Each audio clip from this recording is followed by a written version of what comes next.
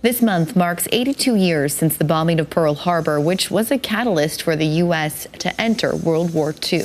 And this sparked a need for training bases around the country to start preparing soldiers for war. One school in Sioux Falls is where thousands came to train before going overseas. In tonight's Eye on Kettleland, Julia Lynn takes us to the Old Courthouse Museum, where they have relics from the past to commemorate the history. As a result of the events on December 7, 1941, the U.S. was suddenly thrust into war and needing training bases where they could host thousands of troops to learn communication skills. An estimate of 50,000 men found that space training in Sioux Falls. They began building the school in May of 1942, with the first classes starting in July. Oh, the students that came were from all over the country, Michigan, New York, New Jersey. Yes, they came from all over. The 18 to 26-week training course shaped soldiers to be a radio operator and mechanic.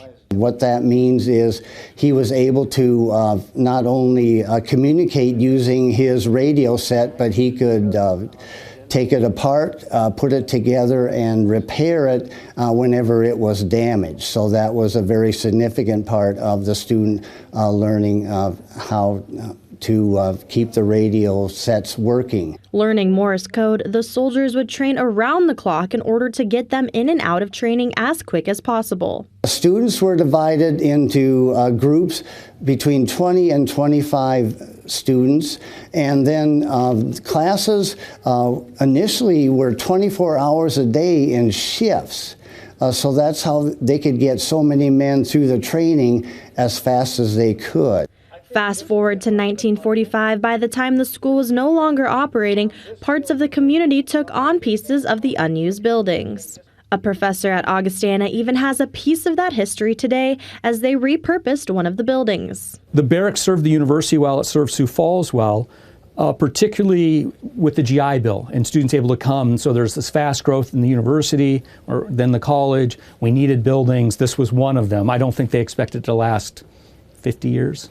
Michael Mullen has been teaching history at Augie for 35 years. In 1999, the barracks were replaced by what is now the Madsen Center. That was part of the World War II experience, right? We need to be able to repurpose these buildings quickly, often. He says the impact the school had on Sioux Falls is everlasting. The experience of those soldiers and the boom that it created for Sioux Falls financially led to some thinking about what does the future of Sioux Falls look like. With Eye on Kettleland in Sioux Falls, Julia Lynn, Kettleland News. The South Dakota Air National Guard is now near where the school used to be, and you can find the Radio Men exhibit at 6th and Main in downtown Sioux Falls inside the Old Courthouse Museum.